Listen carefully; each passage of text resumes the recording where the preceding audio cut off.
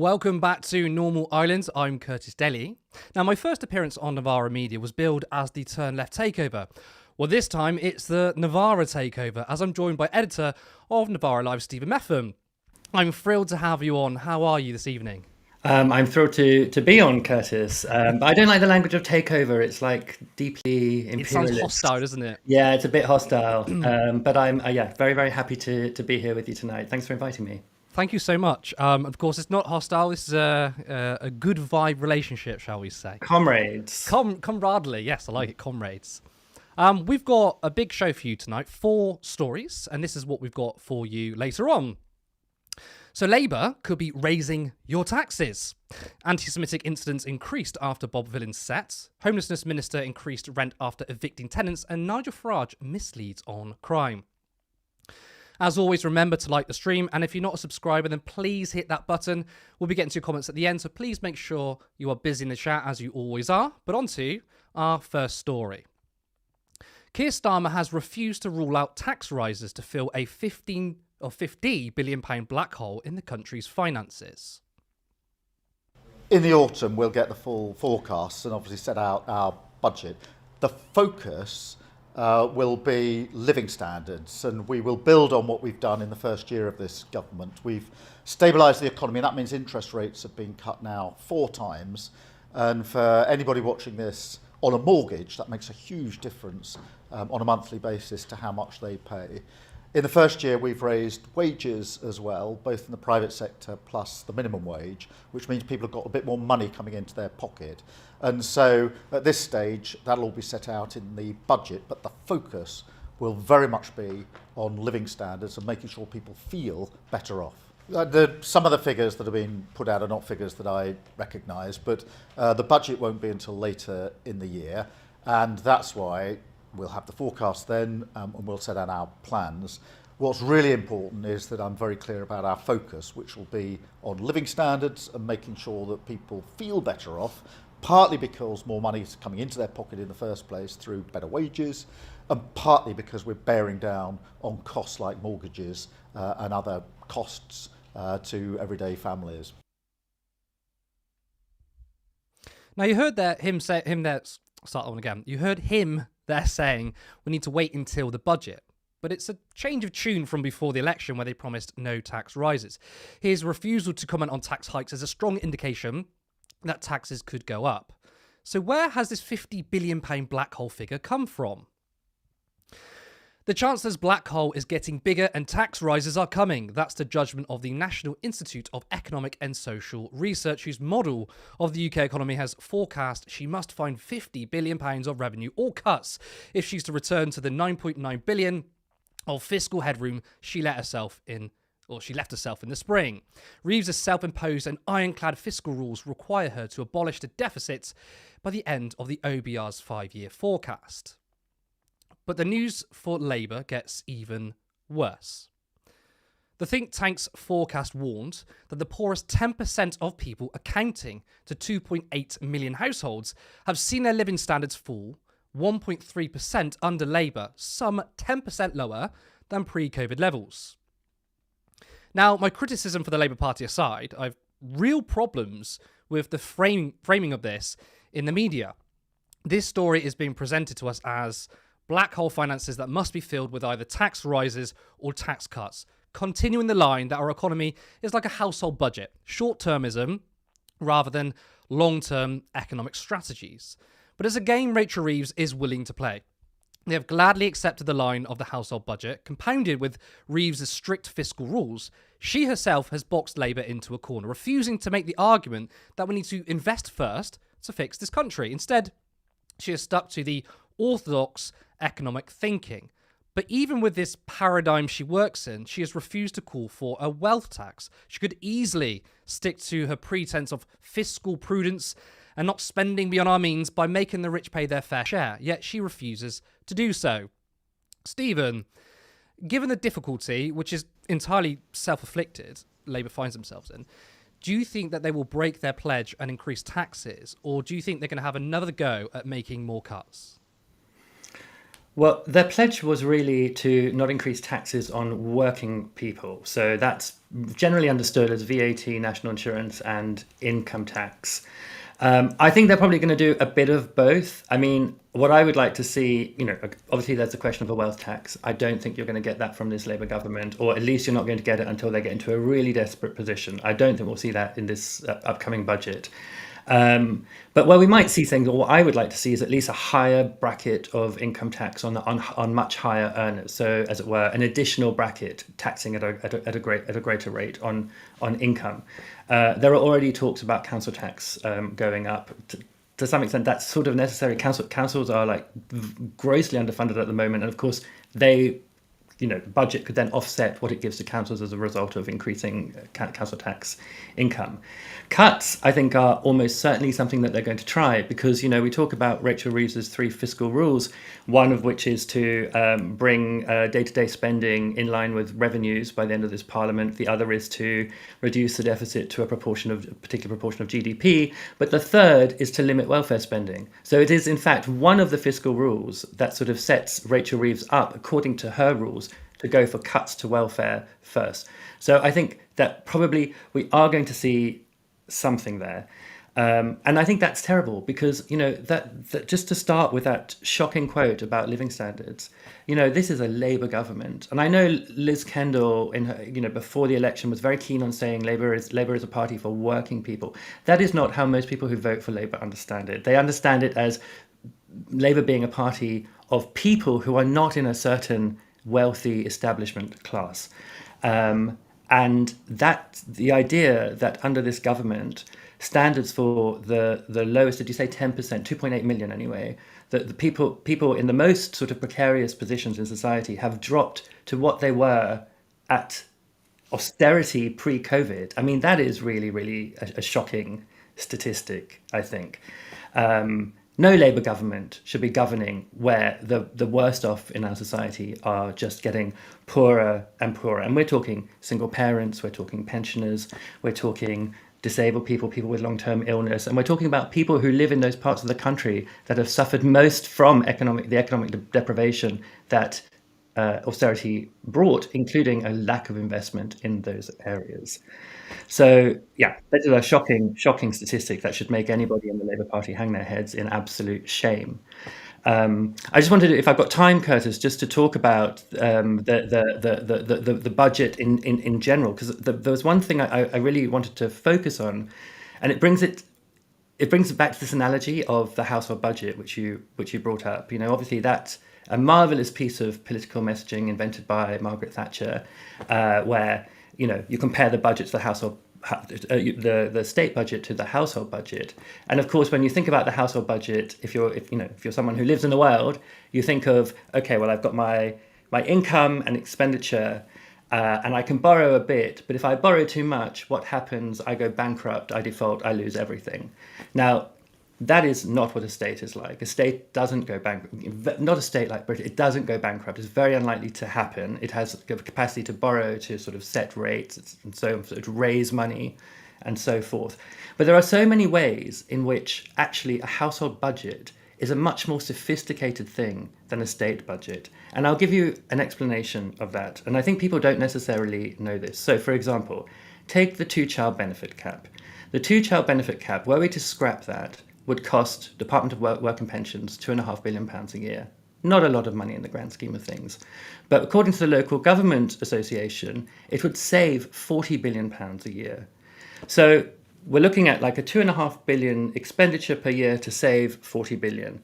Now, in a household budget, well, let me start with one of Reeves' fiscal rules, this idea that you have to bring your day-to-day spending in line with your revenues.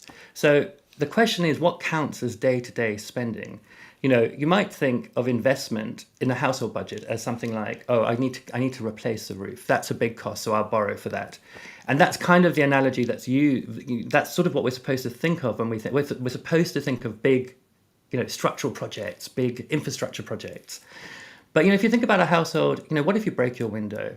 right? That's an unexpected cost. It's not a day-to-day spend, but it's certainly not a big infrastructure project. It's a small amount of money, which you have to find somewhere.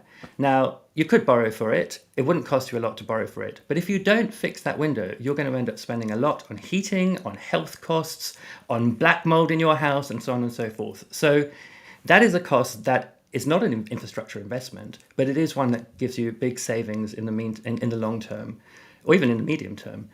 So why doesn't the Chancellor think in those terms about day-to-day spending? Well, there's this little known fact about how accounting, so not economic rules, but just accounting works in the budget.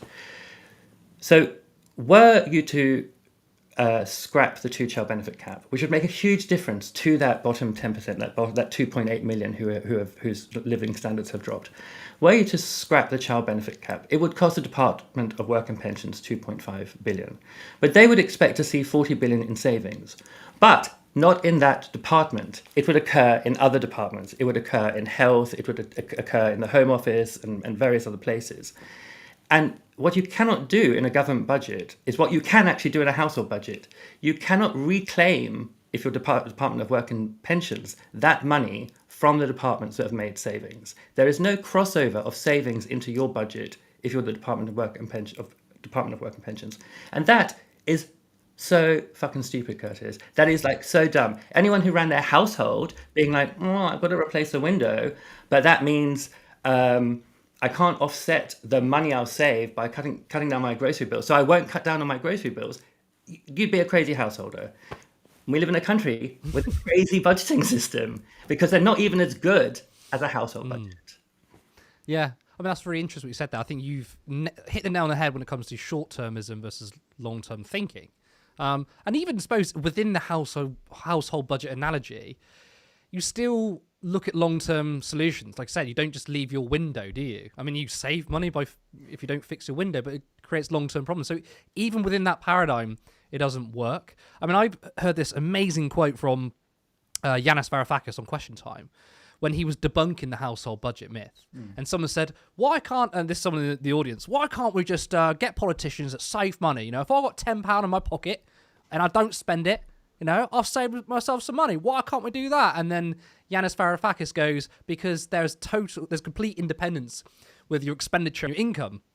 That doesn't happen with, you know, statewide economy, because income is also your expenditure. We have to spend money as a state to get income through investment, which creates jobs and tax receipts. And, you know, it's a circular sort of argument. But it's crazy that we've lived in this sort of paradigm of the household budget for so long. I do actually have a question to pick up on what you said earlier, that, I mean, I think we both agree they're going to be gunning for welfare cuts. I also agree that she's not going to implement a wealth tax, but you kind of said she may do some kind of tax rises on the rich, but more income taxes, right?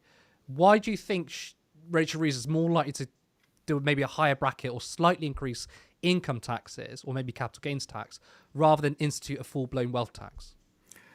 Well, I think that the reason that she won't institute a full-blown wealth tax is because the way that she structured the run-up to the election was making clear that the Labour Party was the party of corporate finance, of asset management, and of international capitalism. She wanted to satisfy banks in New York, organizations around the world, that we were a safe pair of hands for them and for their wealthy clients. I mean, of course, you know, not everybody who is in one. I mean, we're all in some way involved in international finance, because, you know, if you have a pension, you're involved. Other than a state pension, you're involved in international finance, so on and so forth. But there are plenty of wealthy people who are represented by these organizations. And a wealth tax is really a strike at the heart of deep wealth, and I think that would set the markets running. You know, if you're talking about raising income tax on people earning over £250,000 a year, you know, that's so setting a new bracket which sort of, you know, I don't know, taxes it at 60% over that or whatever. You know, if you were to set that up, that will make a lot of quite rich people unhappy, but it's not going to touch the really wealthy who don't rely on income, who rely on assets and the income that their assets generate. but who don't, you know, their wealth is really so sort of, you know, deeply separate from the system of taxation at the moment. As soon as it enters the system of taxation, not only does it mean that you're taxing that wealth, it also means that the government knows what it is, and they know where it is, and they know what you do with it. And that is what a lot of people don't want. So I think that that is a kind of market that she will try to keep happy. I'm not saying she will raise income tax on much higher earners. I'm just saying that there is a Labour tradition of doing that. There is not a Labour tradition or a Tory tradition or any tradition in this country of doing a wealth tax. So it would really be breaking the mould with how the relationship between government and the wealthy in this country has worked for a very, very long time. That is an excellent point, and you're right, wealth tax strikes at the heart of it all. But we're going to move on to our second story because it's come up to 5 to 8 already. Anti-Semitic incidents apparently spiked after Bob Vylan's Glastonbury set. That's according to a Jewish security charity. Jewish communities are facing extreme levels of Jew hatred, the Community Security Trust said. The organisation, which monitors anti-Semitism in the UK, said a total of 1,521 anti-Semitic incidents were reported in the first half of 2025.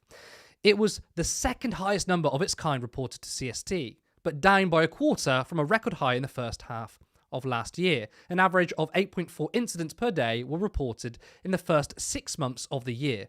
The highest daily total of 26 came on the 29th of June, the day after the performance by Bob Vylan at the Glastonbury Festival. So, does this mean there was a spike of anti-Semitism after the set? I mean, we can't know for sure, but here's what we do know. Is the Community Security Trust is seemingly a Zionist organisation. An article written in 2024 from the World Socialist website said, every year the Community Security Trust releases a report declaring the latest huge rise in anti-Semitism in Britain. Even the words Free Palestine, shouted on demonstrations for decades, are deemed anti-Semitic. Someone who shouts Free Palestine at people walking to a synagogue may be a staunch campaigner for Palestinian liberation, or perhaps they just consider it another weapon in their rhetorical arsenal to deploy against Jews. Now, okay, if someone were to deliberately provoke Jewish people under the guise of supporting Palestine, I can see how that's anti-Semitic. The problem we find is, are the CST making a distinction between genuine support for Palestine and anti-Semitic acts? This next paragraph may offer more insight. The CST stresses a total of 1,299 anti-Semitic incidents exhibited anti-Zionist motivation compared to 149 in 2022. Alongside anti-Semitic language or targeting, while the terms Zionism or Zionist were used on 260 occasions, often as euphemism for Judaism and Jew, or alongside other anti-Semitic language. In at least 427 instances, the phrase Free Palestine was employed in speech or writing in an anti-Semitic way. Now, to me, that is a conflation. Anti-Zionist motivation is not anti-Semitic. Just claiming that Zionist is a euphemism for Judaism and Jew is another conflation. Now, this isn't the first organisation to blur the lines between anti-Zionist sentiment and anti-Semitism. The Anti-Defamation League have recorded an increase in anti-Semitic incidents in the US, yet they've also included anti-Zionism in their definitions. Stephen, we can acknowledge that anti-Semitism may have increased from the 7th of October, but we are still seeing a massive push from organisations and the media weaponising this form of hatred to stifle criticisms of Israel.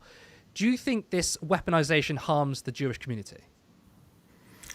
I mean, it certainly does harm the Jewish community. I mean, you know, I guess what I would like to say is that, you know, I actually do believe that anti-Semitism has increased. And the reason that I believe that is because that is what non-Zionist Jews have been telling us would happen for the last 20 months. They've been telling us for months that the biggest threat to Jews in the world is Benjamin Netanyahu and his activities, his assault, his genocide in Gaza. And that as a result of that, anti-Semitic speech, anti-Semitic attacks will increase. Now, that is not a justification. That is not to say that it's okay for that to have happened. I'm sure that those anti-Zionist Jews who made that prediction weren't saying that was okay, but they're giving a very clear causal explanation for why the activities of Israel in Gaza, the genocide, has increased anti-Semitism for Jews all around the world. And you know, I mean, I don't know if you saw recently Mandy Patinkin interviewed by the New York Times, who is not an anti-Zionist Jew, who is a Zionist Jew, who made a similar sort of argument where he was like, actually, Netanyahu is endangering all of us through his activities. So, you know, but before getting into the question of the weaponization of anti-Semitism, I mean, I just would be happy to acknowledge that like anti-Semitism probably has increased because people do associate, and and I think they shouldn't associate all Jews with Israel. Although of course there is an intimate connection between the two in many cases. And I think like another source of an increase in anti-Semitism is a kind of mystery around the behavior of our public institutions and our governments in the West. So if you take the Bob Vylan set in Glastonbury, you know, what was the chant? It was death, death to the IDF. So a particular chant about an army in another country doing a genocide.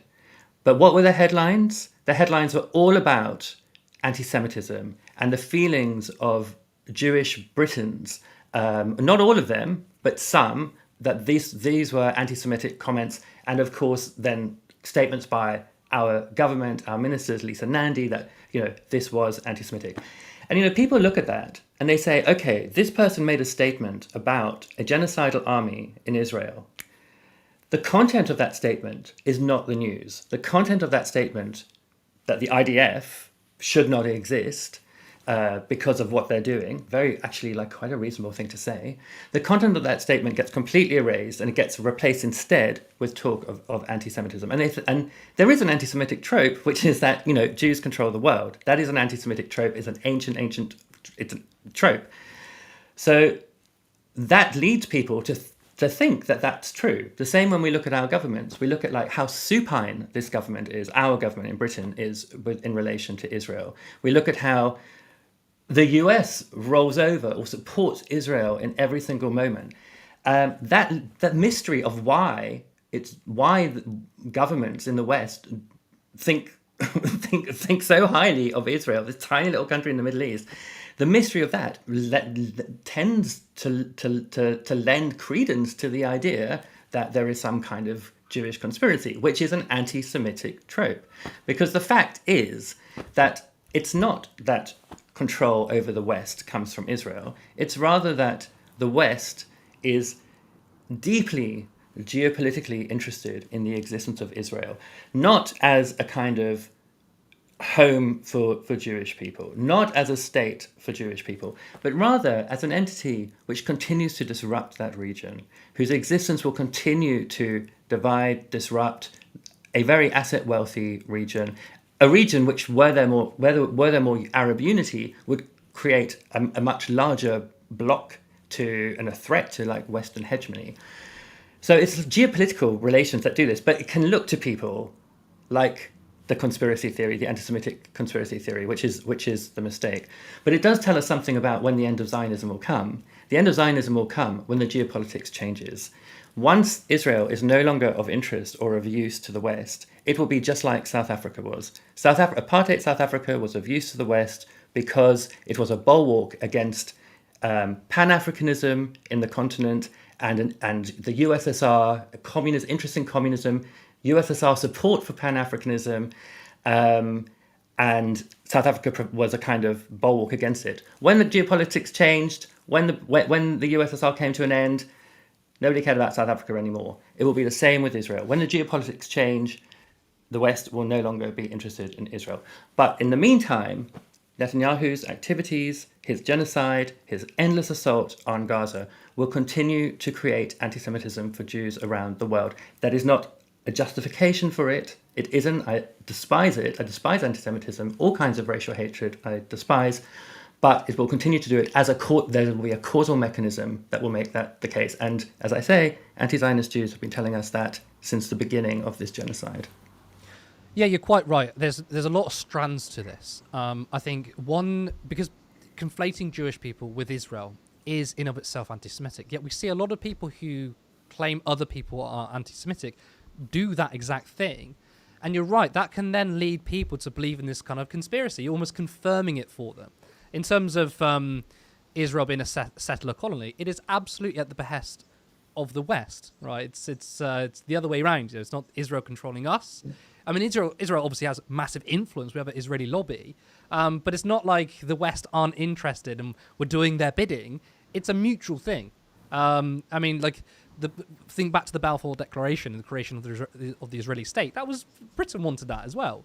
So it's a multifaceted thing, and I think there's probably some people who are getting confused about the conflation, because I know there is an absolute sort of push for those who genuinely think you're not anti-Semitic to smear you as that, and I think that happens a lot. But I also think, and I don't know if it's a bigger or smaller part of it, but there's certainly people who probably aren't doing it on purpose, but have fallen into the trap that, well, actually, I think that was anti-Semitic.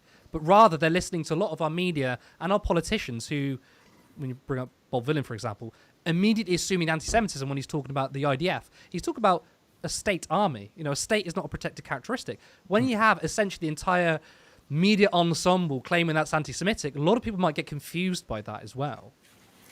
Yeah, I mean, maybe, although we have seen it before. I mean, you just have to look at like Zohran Mamdani in New York, which, you know, they came at him from every angle with anti-Semitism, and like 1/5 of Democrats, I think, well, maybe it was even higher, but a very large number of Democrat-registered Jewish New Yorkers voted for Mamdani. He has a lot of support amongst Jewish New Yorkers, and yeah, the anti-Semitism stuff didn't stick, and it's not going to stick when it comes to things like the New Left Party either, because we've seen it before and we've seen what it can do, and yeah, it won't. They'll try it, but it won't work again. I think we're much more equipped with a kind of conceptual framework and vocabulary to be able to counter it than maybe we were, 6 or 7 years ago.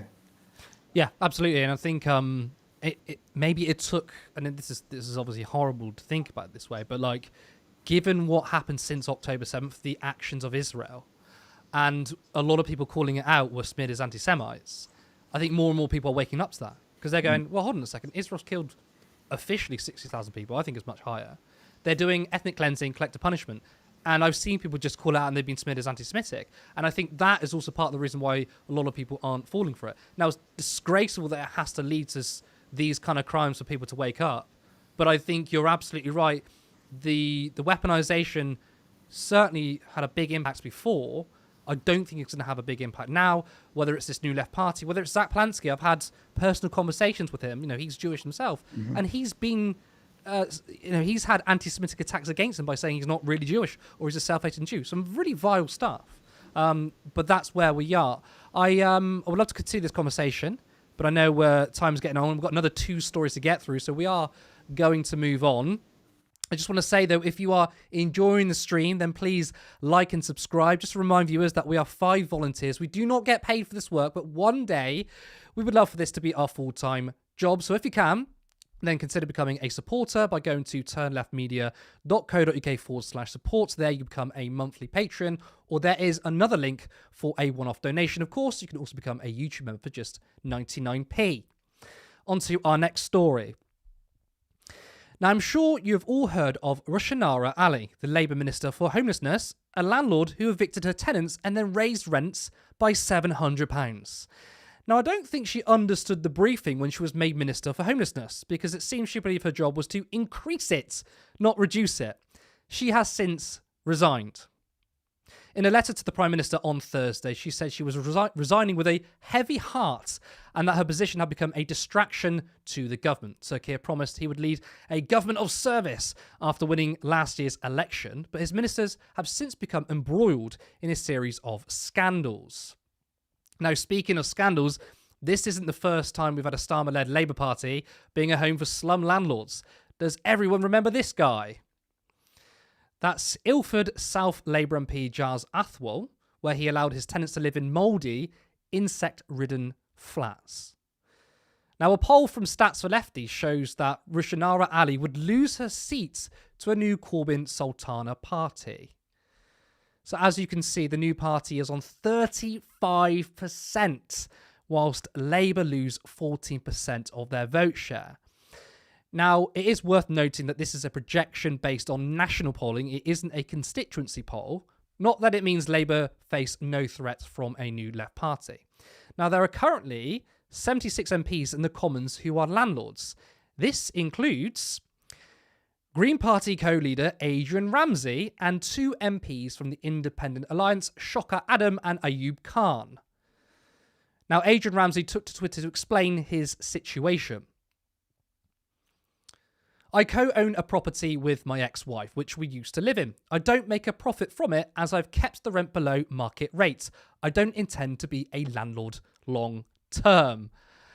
I mean, take from that what you will, but if you ask me, he's still a landlord.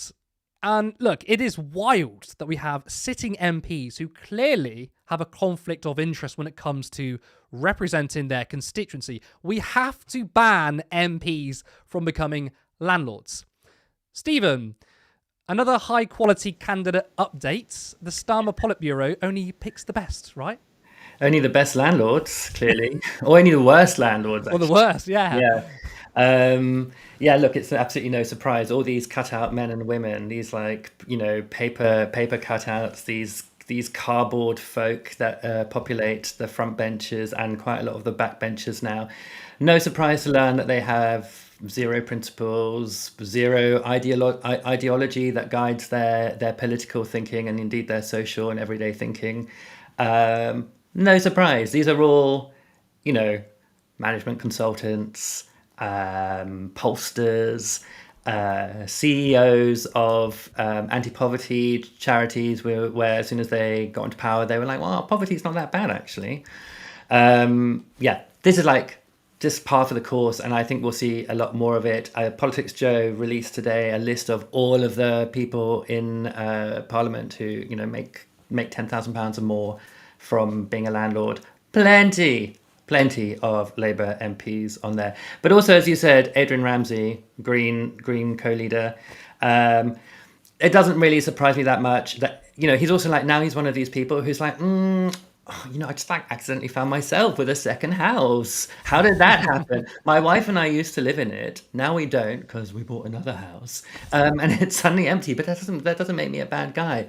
No, of course it does. Someone is paying off your mortgage, presumably. Someone is, and if you don't have a mortgage, they're paying you an income, even if it's below market rate. So yes, you are a landlord, Adrian, but Shokat and Ayub, you had better sort this out though, because this is not a good look. I'm expecting these two, along with the other independents, to be figures in the New Left Party when that comes along, and this is not the look. It's not the look to be a landlord in that party.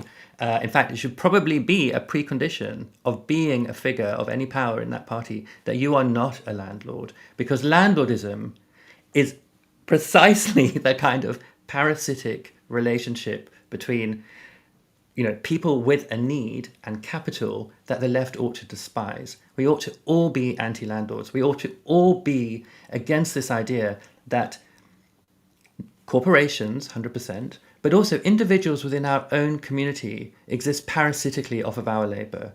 That individuals who live around us, who are, like us, live parasitically off our sweat, I don't sweat that much, but I do a lot of intellectual labour, and I get tired. It's tiring too. Our exhaustion, our having to work. There is this parasitic relationship, and the idea that parasitic relationship exists with our elected officials in Parliament. You cannot represent the people if you depend for your income on their exploitation. So there should be no landlords in Parliament at all. Certainly, there should be no landlords in any kind of New Left Party. That has got to be ruled out from the get-go. Yeah, 100%. I really get sick when we hear people, and I'm talking about Adrian here, but many people say, I'm renting it out below market value. And you think, okay, that's, well done. But the thing is, though, you can sell on that asset and make a profit. You still got people who, for them, they're paying more for their value because you're paying for the mortgage and whatever the costs are on top of it, right? You've got a second home. But again, assets, particularly housing, are going to appreciate in value. You're going to make money off of it. And we really, really need to change society where wealth should come from producing a social value rather than speculation and asset hoarding.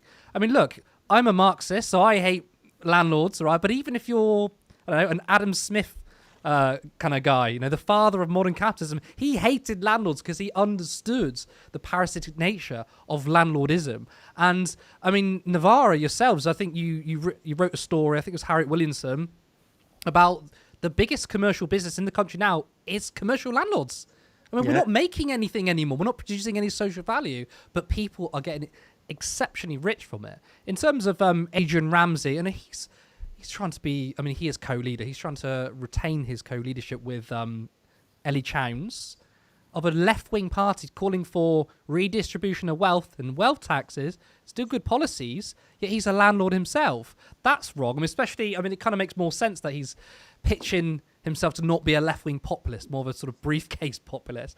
Then you've got Shokat Adam and Ayub Khan, people who are going to be probably in this independent, also this new left-wing party, who are landlords. Not just that, we've had members of the Independent Alliance vote against VAT on private schools. That is a slight worry for me. If we're going to need a new left-wing party, it can't be a centre-left milquetoast stuff. It truly needs to be radical.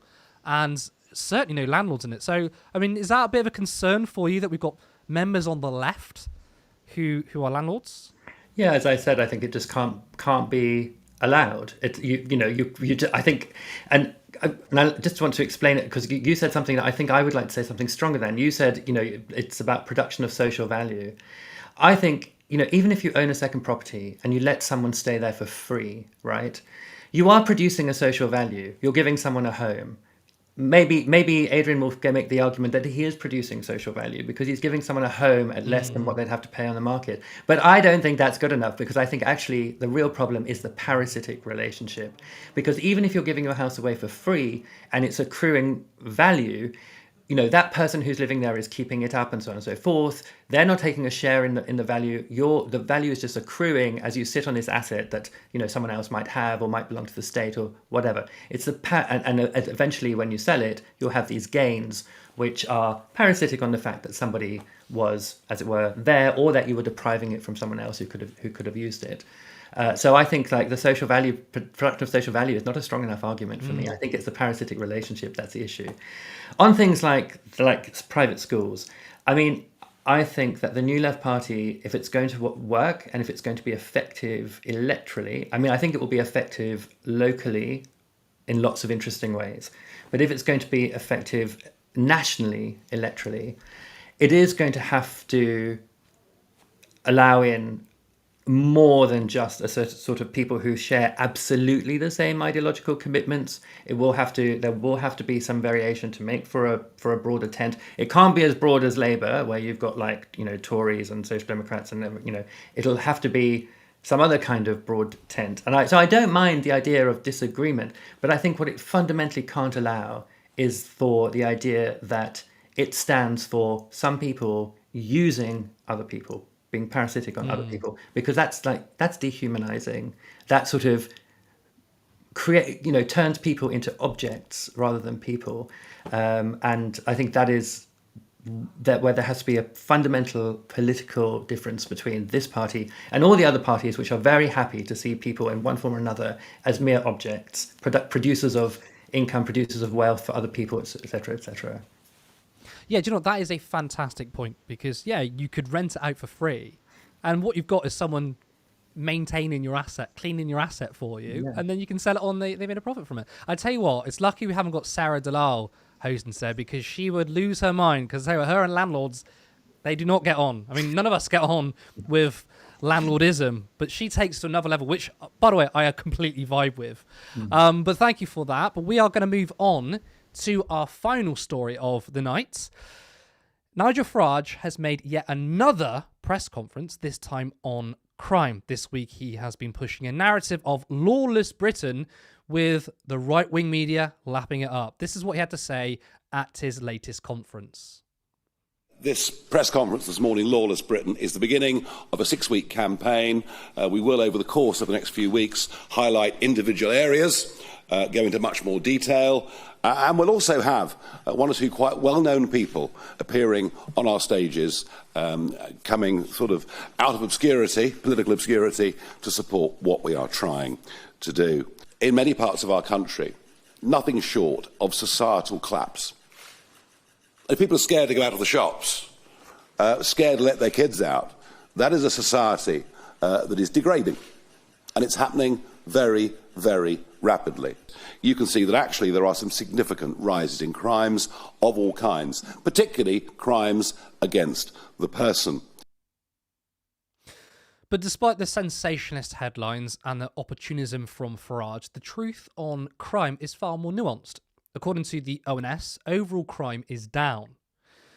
The number of homicides decreased by 6%, offences involving knives or sharp instruments decreased by 1%, offences involving firearms decreased by 21%, and there was a 3% decrease in robbery. Now, that doesn't mean it's down across the board. Certain crimes have gone up, including sexual assault. But this has been the core of the immigration debate. Commentators and politicians push a narrative that there is mass danger when it comes to migration. Riots have erupted over stories of refugees committing crimes, especially sexual assault, some being completely false. The media have been quick to platform people who tell us it's almost exclusively from people who weren't born here, yet conveniently ignore the same crimes when they are committed by British people, especially white Brits. The same media who blame everything on immigrants and refugees ignored this story. 2 in 5 arrested for last summer's UK riots have been reported for domestic abuse. Funny that. Whether you are British or not, white, black, brown, Muslim, Christian or atheist, there is a common thread. Men. Men are of course victims, but to this day, men are the biggest perpetuators of crime. Yet much of the media would have you believe that crime follows the lines of race and religion. Now, our very own Ben McLean busted the myth that crime is linked to levels of immigration on GB News. Let's turn now to Ben McLean. Ben, Sure. there's some big points there about the level of general criminality in the country. What do you make of it?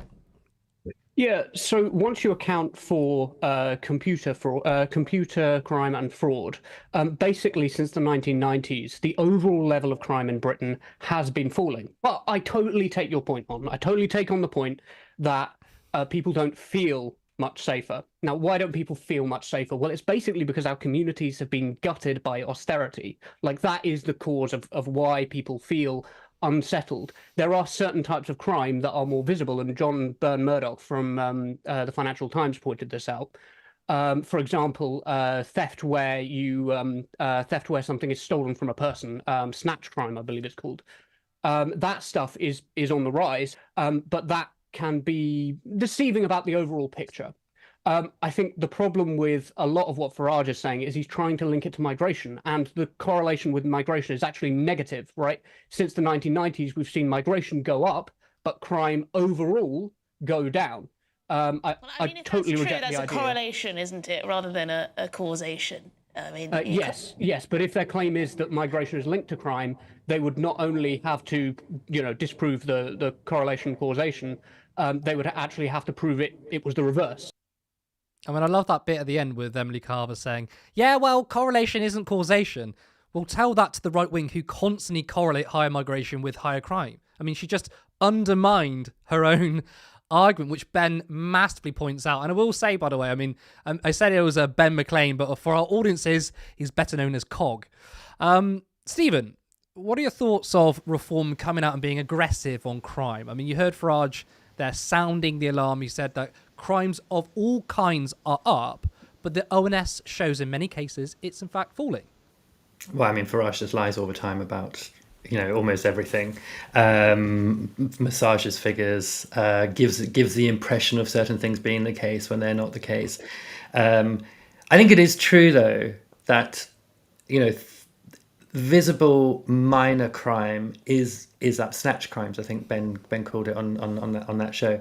I live in Hackney. Hackney used to be, quite dangerous. It's pretty, there's quite a lot of gentrification around. It's not wholly gentrified, but there's lots of different areas in Hackney. But I feel safe walking around anywhere at any time. I live just off Kingsland Road, which is like, if you've ever been here, like a pretty hectic road, and but never encountered any issues there. But there is a co-op near me, which I've seen people like openly shoplifting from many times, and it's now the case that like they've sealed up the booze, which makes me really sad. So you have to ring a bell before you can get a bottle of wine or a beer or whatever. And yeah, so, the visibility of these kind of smaller scale crimes like shoplifting, phone snatching, people snatching line bikes, that kind of thing, has increased. And when you see an increase in that, I think people do think, oh, there is some kind of fraying going on in society. Something is giving way. And that makes them more susceptible to the idea that actually what needs to happen is much more toughness on crime. But I think in that piece, Ben was exactly right when he said, well, what you're seeing, though, that fraying of the social contract, that fraying of what is, permissible behavior, right behavior, what's completely out of bounds, that is as a result of the breaking of the social contract by the state reducing its support, its friendliness towards its citizens, and rather becoming hostile towards its citizens. And when it becomes hostile towards its citizens, they become hostile in various ways as well. So I think, someone might say, well, it's merely correlation and not causation that resulted in, austerity happening, and then these sorts of, crimes which are crimes of like personal enrichment. I mean, stealing food is not enrichment, but, crimes of like personal possession increasing. You could say it's correlation, but there's a very clear causal mechanism that when people's material conditions degrade, when they become desperate, when like homelessness goes up, so do things like this kind of crime. But Farage is not the first person, not by a long shot, to use the idea of a lawless society as a way to win votes. He's not the first person by a long shot to say, tough on crime, tough on the causes of crime. He's not the first person to promise to have a much more police-led interventionist approach in these kind of issues which are created by government policy. Indeed, Keir Starmer is one of those people. Keir Starmer is literally not literally a cop, but very close to a cop. Very good. Might as well be, But yeah, well, I mean, he worked with them. That was his job for a long time. The job he loved to endlessly talk about.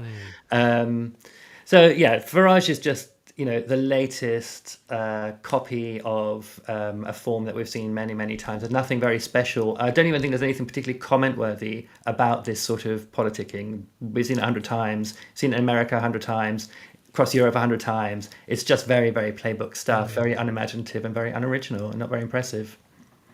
Yeah, quite right. It's simplistic, it's unimaginative, but it's still quite powerful. And I do think that's probably because there's a lack of alternative narratives. I mean, it's a very powerful message to say, look, you're working so hard, and yet we've got these lawless criminals out here, particularly migrants, and migration has gone up. We need to do something about immigration.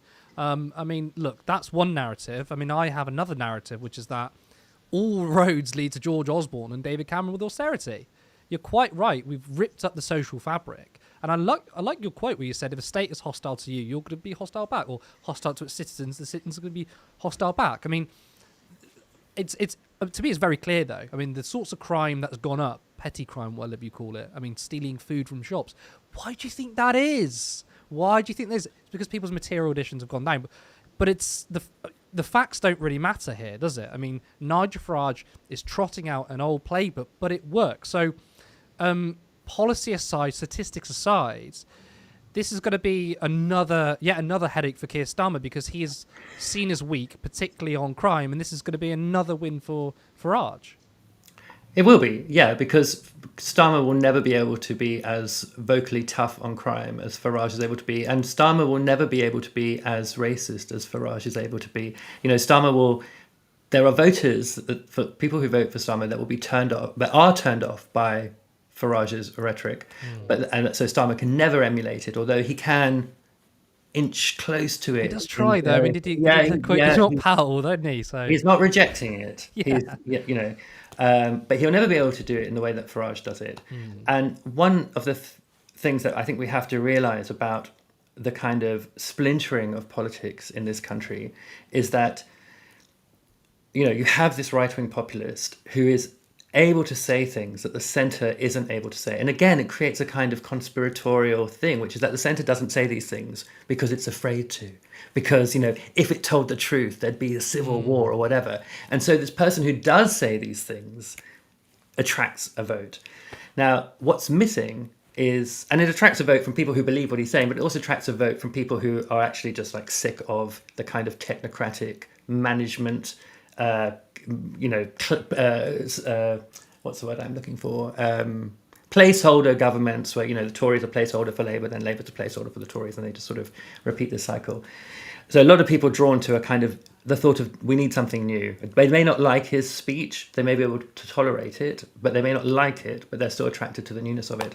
And I think that's why the appearance of like left-wing alternatives, a new left party, a Green Party, hopefully there'll be some arrangement where they will work as a kind of coalition of some kind. Offering an alternative will sweep people away from Nigel Farage, and they'll give a kind of different argument, which will also sweep people away from Labour.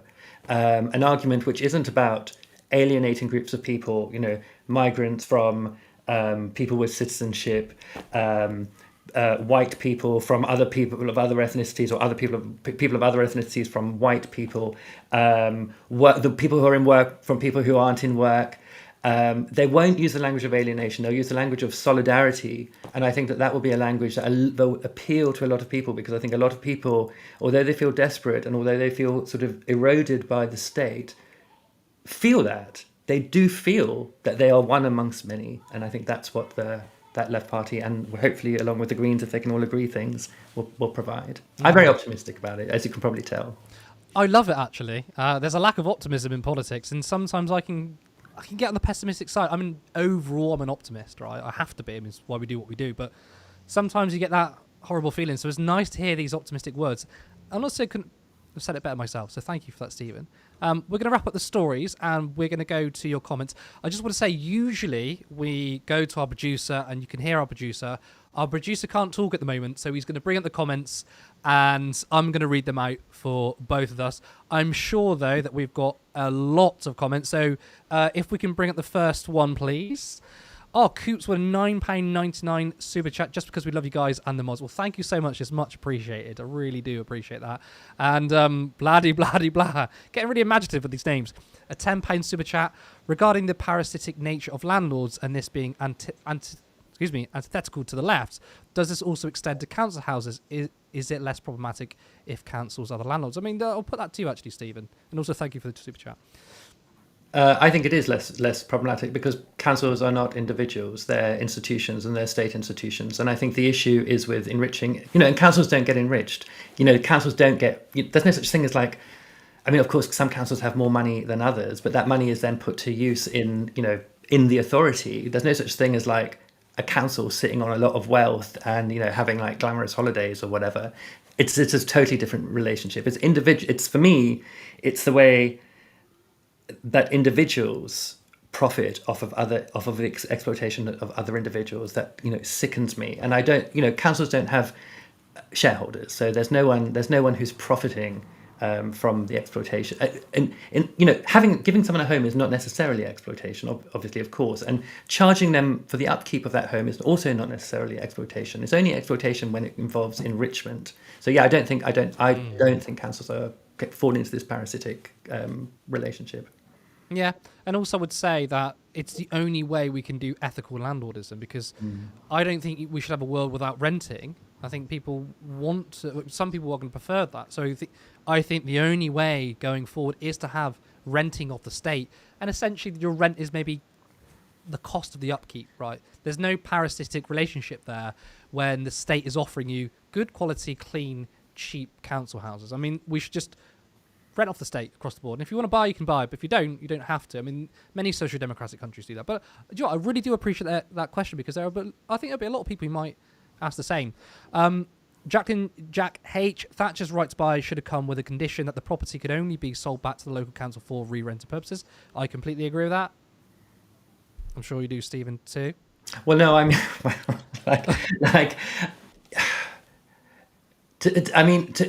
to an extent. I mean, I think, you know, what about, like, for example, passing it down to your kids, right? Like, you know, would that not have been allowed? I mean, certainly, I think they should never be allowed for landlordism.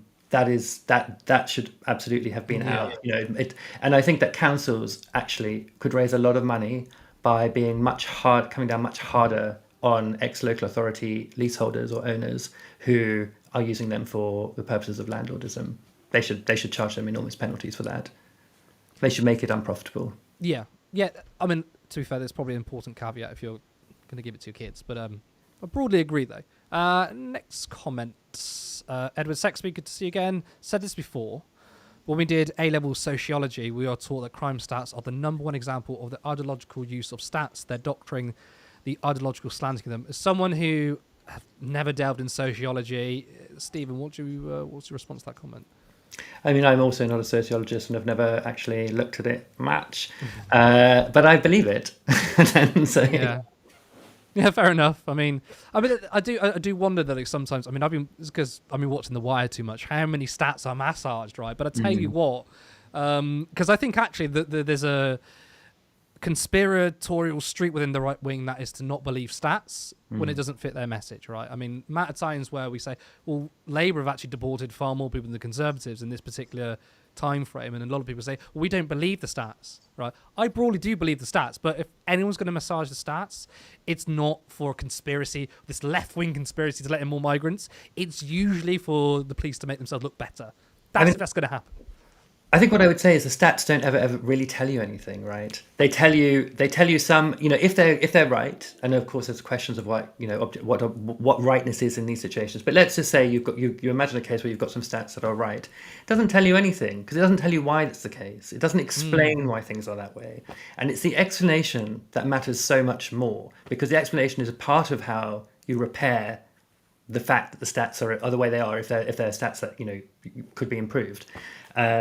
So yeah, I mean, you know, I think stats are massaged over time. They ought to always be interrogated. But even if you've interrogated them and you've got those figures and you're like, okay, these are the figures, that doesn't really tell you much. You've got to know why it's the case. True. I mean, it's why stats and facts can be weaponized for certain narratives, which is also quite difficult to do, or difficult to sort of get around. You know, we're in a narrative war, aren't we? But yeah, good question. Carl, had a landlord tried to get the deposit back after 2 weeks of the house being empty because the grass had grown? So, Stephen, we've got landlords, right, trying to get the deposit back because nature just took its course. Because it rained and the sun shone. There's a lot of, like, I'm not even surprised. You know, like Rusnara Ali tried to charge her tenants like £2,500 for like repainting and cleaning. Crazy. And that's the thing. I think I am on most in the side where I say, look, you know, it's not that all landlords are evil; it's the system. But there's a lot of fucking evil landlords out there. Yeah. Guitar guy, easy solution: tax landlords out of existence. Got to tax until they pipsqueak. Also, I mean, second, third homes, we got to tax that hell high water. We really do. But I agree. Vicky Clee, some of the other non-Jeremy independent MPs are more socially conservative than you might think. Actually, I do want to get your responses because there has been things flying on Twitter whether, you know, they're socially conservative. We have seen people go after Mothin Ali, who has come out and said, I'm not social conservative. I support LGBTQ people, for example. And there's been people levelling that charge of social conservatism towards him being a Muslim. Obviously, the independent MPs, some of them are Muslim. What's your take? I mean, is this a bit of a smear, or could suddenly be socially conservative? I mean, I think it's just interesting to me that it's Muslim MPs who are being looked at rather than Catholic MPs, for example. I think there is something racialized about this. I really loved Mohsen Ali's statement. I thought it was Mohsen's statement was so good, where he was like, yeah, no, his sense of solidarity came from a place of persecution of all kinds, and I thought that was honestly beautiful. I, as I said before about New Left Party, I think it will have to accommodate diverse views on a number of issues, and I think that that's okay. Like, the left is not homogenous. It's not ideologically homogenous. It's not practically homogenous, and it's not homogenous in terms of like how things should be done. Politically homogenous. That is okay. I think there should be some red lines, and I've articulated for myself what those are, and those are about the exploitation of other people, enriching oneself through exploitation. When it comes to social issues, I mean, there's no such thing as a social issue which isn't also a political issue. So I think one of the things that has come up is the idea of abortion and whether people voted against an increased term or the decriminalisation, and that's not just a social issue, because misogyny, patriarchy infects every aspect of our political life and our political structures and our religious structures. The ones that for example, might tend people towards more conservative views. But I do think that there are rooms for matters of conscience. I mean, I prefer them to be. Obviously, one always prefers them to be in agreement with what one thinks oneself. There's too many ones there, sorry. But I don't mind the idea of debate, and I don't mind the idea of people within a left party disagreeing on some issues, so long as there's broad agreement on the issues that are going to impact people, which are going to improve all our lives the most. As long as there's a direction, there can be disagreement, and people have to be happy with being voted, with their objections being voted down. That's how democracy works. Yeah, I mean, I agree. I think for me though, this new party needs to be fully democratic, so that when you have MPs who have a position on something where a lot of people really don't like it, then you give that power to the members to either say you cannot implement these kind of policies or whatnot. So I mean, I'm fully up for having a party that is, as long as it doesn't break the sort of red lines, to have a debate and discussion. My problem is when it's not a really democratic party, and then you get some people pushing policies that people don't want. So as long as democratic, I think that's okay. Maybe yes, the landlord to House of Lords pipeline is real. It was probably because there's so many MPs who are landlords, and of course, just being an MP is kind of a road to the House of Lords. I mean, just ask Thangan Debonair, rejected by the electorate, and now she's a legislator for the rest of her life. But the House of Lords is created as a place for landlords to control the country. Those are all like barons, earls, dukes, landlords, and it's the whole creation. Their name is lords. For them to supervise what the commoners do. Like that's the story of the Lords. Hey, good old British traditions, eh? Young Sins. Sorry, Adrian. Nice landlords don't exist. You definitely make a profit. Any housing shouldn't be an asset. I mean, like, you can be a perfectly lovely person and be a landlord, but I think it's what you materially do to someone else.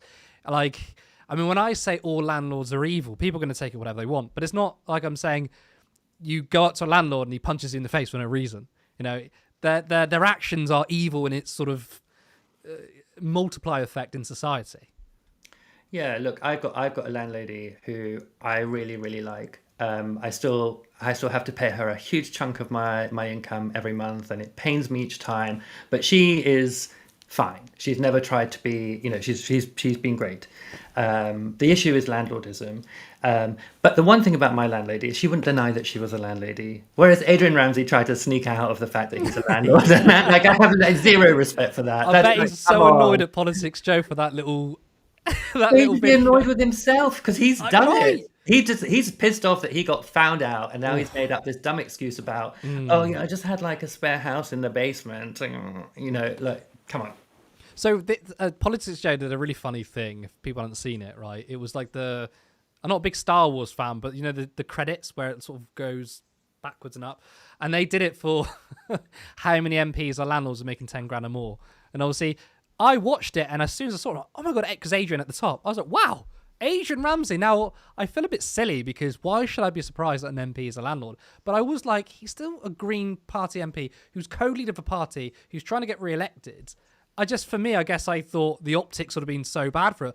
I guess he doesn't care. Or he bloody well cares now, doesn't he? Well, I don't think he's the most skillful politician that ever lived, to be honest. So what gave you that indication?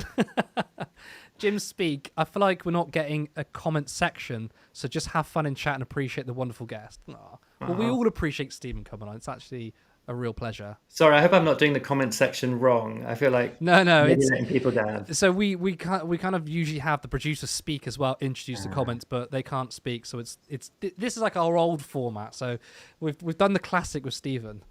Maybe yes, they counted every cheer at Glastonbury as a separate incident. There's stats again for you. You've got to look at them very carefully. There's some bloody stats for you there. Billionaires don't earn, they have. Quite right. I did a debate actually between Zach and Ellie, and I straight up said to Zach, I asked him twice, I said, should we just abolish billionaires? I mean, we absolutely should, right? But I want to hear a politician say it.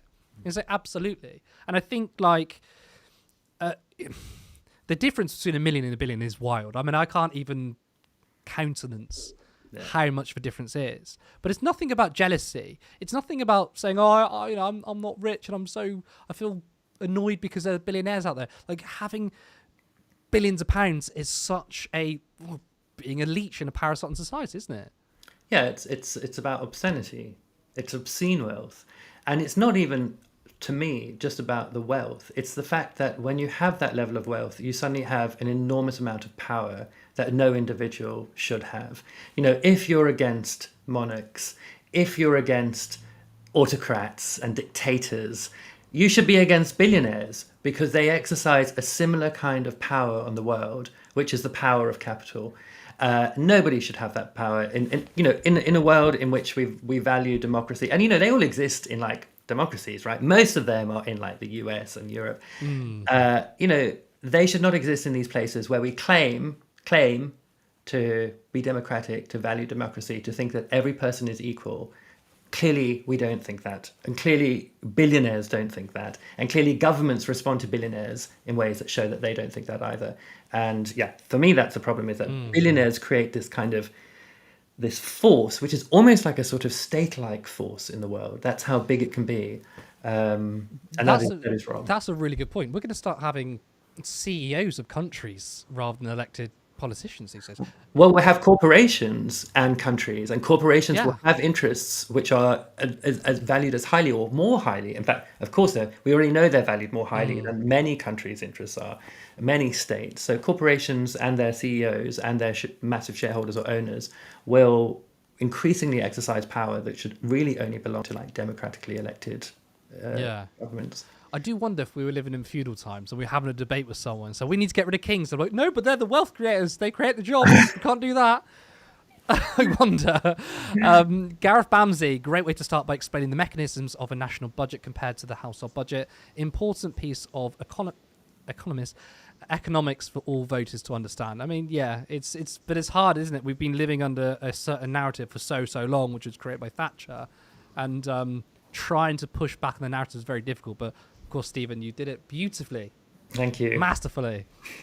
Did my best. Should we go to another one, or is that all of our comments? Carl, I'm for billionaires. The free hand of the market gives power to the most competent, like Elon. True, I forgot. Elon Musk is like incredibly smart. He's well in touch, well-adjusted individual. So maybe we're wrong, Stephen. I doubt it. I'm not persuaded. Really? Not watching Elon Musk and not persuaded? Funnily enough, no, No. he doesn't convince me. There could be better ambassadors for the billionaire class than Elon Musk, couldn't there? They're not sending their best. Yeah. Is that? Do we have more? We do. We must free Stephen from that landlady. Oh no. I think he's okay for now. I think I'm okay. Yeah. Edward Sexby, tax wealth, not work. A land tax would help too. Absolutely. And we need to do something about land banking, don't we?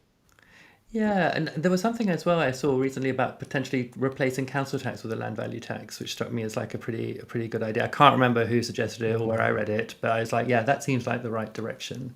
Yeah.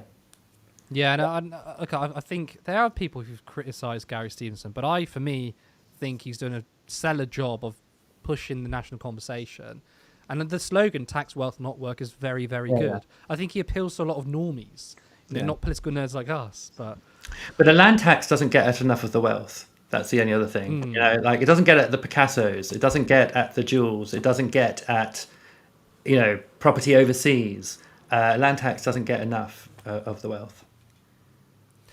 Katie Marshall, or if they cared about living standards, Rachel would raise capital gains tax and corporation tax. I mean, Rachel Reeves in the last budget slightly increased it.